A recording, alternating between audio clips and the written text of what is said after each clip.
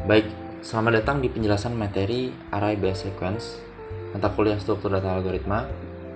Langsung kita mulai aja, apa itu Array Based Sequence. Nah, di sini ada pengertiannya bahwa Array Based Sequence itu adalah bagian dari array yang merupakan struktur data fundamental dalam bahasa pemrograman dengan banyak kegunaan pada sebuah algoritma. Jadi ada beberapa konsep low level array yang digunakan dalam bahasa pemrograman Python, yaitu untuk mengimplementasikan struktur data bawaan atau built-in data type seperti list, tuple, dan string.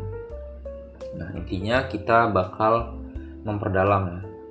Yang kemarin mungkin kita udah singgung sedikit mengenai list, tuple, dan string ini di Python primer, dan kalian harusnya dalami ya mengenai peraraian di struktur data algoritma ini, karena ini dasarnya lah ya.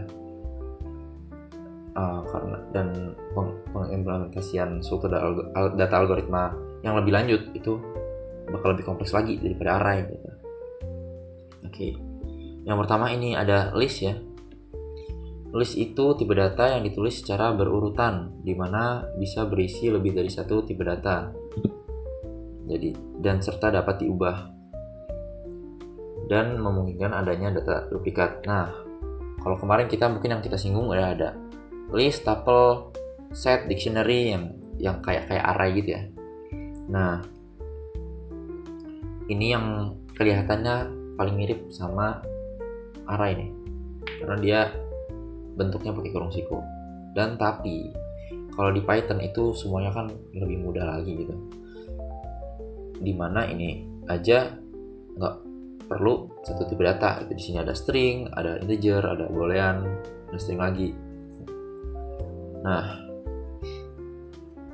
kalau di Python itu kita dipermudah dengan banyak metode-metodenya, banyak functionnya. Contohnya di sini untuk kita mendapatkan length dari sebuah list itu tinggal pakai fungsi len gitu aja. Len, terus dalam kurung kita masukin list yang kita punya. Bisa langsung kita masukin, bisa juga kita simpan nih di list 1 terus kita masukin di dalam sini. Kalau di C++ kemarin kita kan harus pakai looping tuh, for i integer. For integer i sama dengan 0, i kurang dari sama dengan length of. Nah, terus ribet lah kalau untuk ngopernya. Kalau dapatin length di C++ itu kan pakai length of ya, dibagi ribet juga. Selanjutnya di sini ada plus, jadi listnya bisa ditambahin, atau di sini penjelasannya ada concatenation atau digabungkan lah ya. Terus bisa juga dikaliin. Nah, mudah banget kan, bisa ditambah atau digabung. Dikaliin dia bakal nge-repetition. Nih ada halo kali 4, dia bakal jadi halo. Terus untuk ngecek ada nih, langsung aja 2 in list yang kita punya gitu. 2 in 1 2 3, apakah ada? True. Terus ada perulangan juga. Kalau kita mau ngakses menggunakan perulangan, tinggal for, boleh apa aja nih, boleh i, boleh x. For i in listnya kita print. Nah, coba aja kali ya, kita buka. Contoh kita punya list 1 2 3. List 1 sama dengan 1 2 3 4 5 6 7. Kita bisa langsung print list 1. Ini langsung ke print kan. Nah, kita juga bisa, ini kan dia teroutputnya dalam bentuk list. Kita mau outputin satu-satu nih, outputin satu-satu yang ada di dalamnya. Jadi outputnya dalam bentuk ini apa, integer gitu ya. Udah, contoh pakai for i in list 1, langsung print i gitu. Itu langsung 1 2 3 4 5 6 7 ke bawah ya. kalau kita mau ke samping, ingat pakai n sama dengan ini. Kalau ditambahin spasi, kita coba tuh 1 2 3 4 5 6 7. Oke, mungkin kalian harusnya udah paham sampai sini. Dipahami dulu gimana konsep list atau array-nya si Python nih gitu. Selanjutnya ada indexing, slicing, dan matrix pada list. Nah, kalau di C++ sama ya, indexing di mana-mana dari 0 dulu gitu. Kita punya list ini nih. Contoh kita buat nih bahasa lang. Di situ ada C++, ada Java, ada Python, kita tambahin lagi apa ya, PHP, terus Kotlin, ya udah banyak. Terus sama ya, ini index 0, index 1, index 2, index 3 selanjutnya dan seterusnya. Kalau kita contoh mau akses nih lang yang indeks ke 1, mana nih? Java kan? Maksudnya bakal Java. Index 2 Python, maksudnya Python sama. Tapi ada tambahan nih, kalau di Python dia dipermudah lagi. Dia bisa mengakses dari belakang, dari paling terakhir nih. Contoh kita mau ngasih Kotlin, gimana caranya? Kita pakai negatif atau minus ya. Nah, dimulainya dari minus 1, bukan minus 0. Kalau 0 kan C++ nih. Kalau minus 1 dari belakang, ini minus 1, ya ini minus 1, yang ini minus 2, minus 3, minus 4, minus 5. Coba ya kita minus 5. Apakah hasilnya C++? Ya, betul, C++. Minus 2, apakah hasilnya PHP? Ya benar, ini minus 1 dan minus 2 ya. Terus selanjutnya ada ini slicing ya, ada namanya, kita pakai titik 2. Nah, titik 2. Contoh kita mau ambil, nah ini 1.2 aja, itu yang ke output cuma Java sama Python kan, C++ nggak ada. Kenapa? Karena ini adalah cara dimana kita mengambil list itu dari sesuai yang kita mau gitu. Tapi mungkin kalau di C++ kita harus pakai index for berapa contoh. Kita mau ambil dari index 3 nyampe index 5 gitu. Kita harus for i in 3 nyampe 5. Nah, itu ribet. Nah, kalau di ini tinggal contoh kita mau mulai dari 2 nih. 0 1 2. Terus 2 titik 2. Istilahnya langsung aja nih. Python, PHP, Kotlin. Nah, itu dia kan mulai dari 2 sampai yang sampai selesai. Gimana kalau sesuai yang kita mau nih? Mulai dari 2 nyampe 3 gitu. Caranya dari 2.2 ditambahin 4 di sini. Kenapa 4? Karena dia kayak kurang dari gitu ya.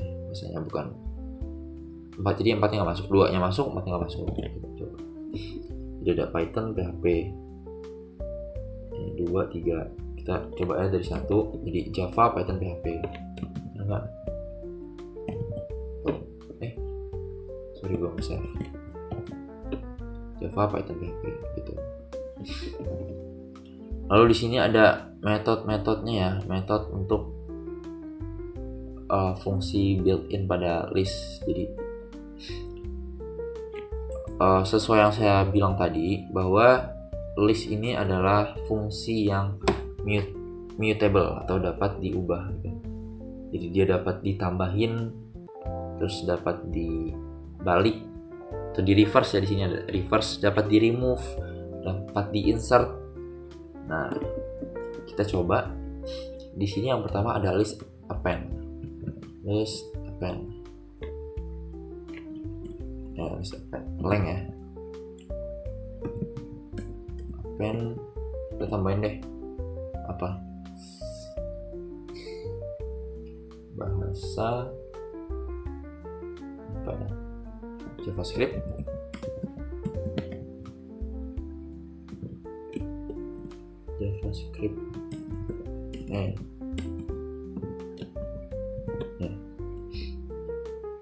Nah, rutin. Kita coba print length. Kita coba dulu. Nah, dia langsung menambahkan C++, Java, Python, PHP, Kotlin, JavaScript di belakang. Gimana kalau kita mau nambahinnya nggak paling belakang? Ada function namanya, ada method namanya insert. Dia akan masukin sesuai di indeks yang kita mau gitu. Contoh ini kan 0, 1, 2. Nah, kita bakal naruh di indeks kedua. Coba. Nah, 0, 1, 2. Dan yang selanjutnya akan dipindahkan ke belakang gitu. Oke, paham lah ya. Lalu ada count. Sama ya, count ini untuk menghitung doang sih. Count list, count objek, jumlah pengembalian berapa kali objek terdapat dalam list. Contoh kita masukin aja J ya. Nah, kita coba tes. Nah, 0 nih. Coba kalau Java, nah ada 1. Seperti itu, dia bakal ngecek satu-satu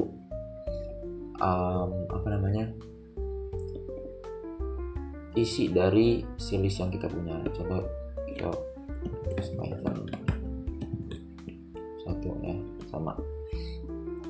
Lalu ada insert, ada pop. Pop ini dia untuk menghapus yang paling terakhir.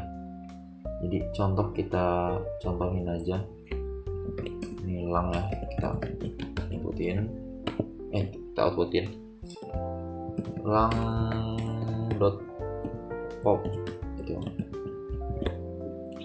Nah, Kotlinnya hilang kan karena dia menghapus yang paling terakhir, pop gitu, kayak menghapuskan aja gitu, mematahkan.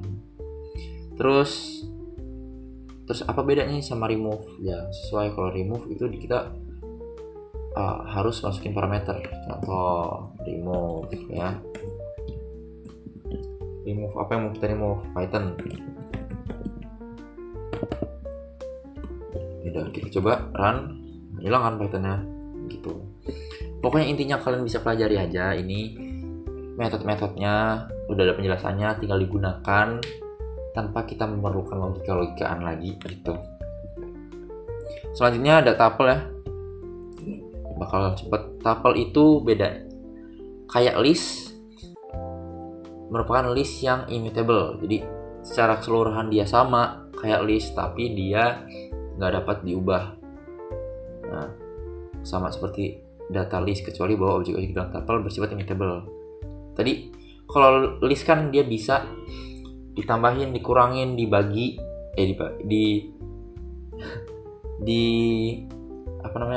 di remove, di reverse, terus bisa juga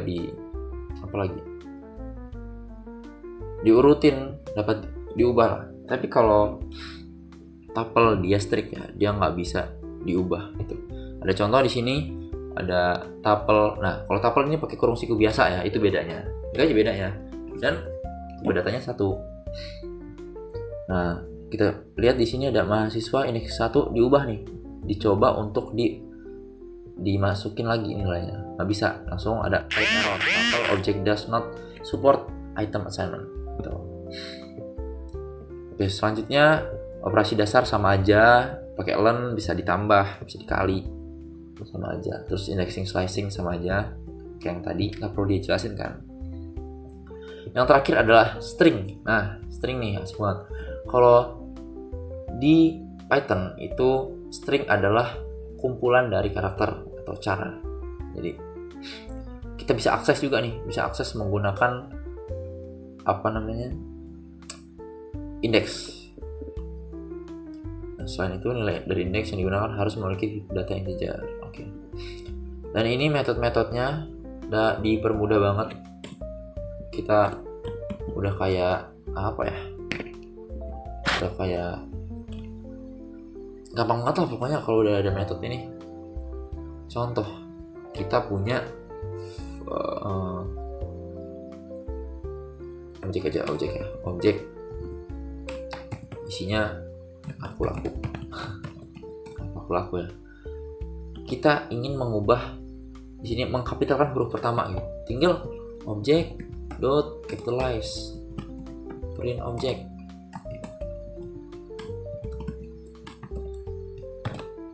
Tuh, kenapa nggak berubah? Karena dia nggak menyimpan ya. Coba tuh, aku laku A-nya besar gitu. Terus ada center. Sorry, ini jangan diubah. Center dia contoh 20, width-nya 20 kayak ini. Tuh, gampang banget. Ada count untuk menghitung stringnya ada berapa, contoh ya. Contoh A ya. Sorry.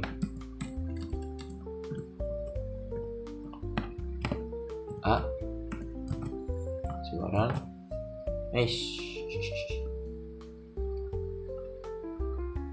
count. sorry. Oke. Nah, ada 2, A-nya ada 2. Gampang banget. Terus ada N, ada decode ya. Kita coba decode.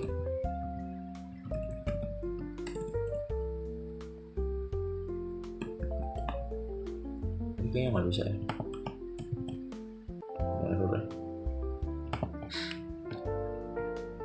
Decode string menggunakan kodek yang terdapat pengodaan according default ke pengodaan string default. Encode. Nah, encode bisa. Ya udah, dia bakal masuk ke nih.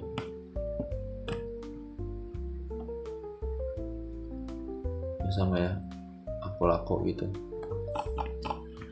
Oke, selanjutnya intinya di sini udah lengkap banget ya, function-functionnya, metode-metodenya.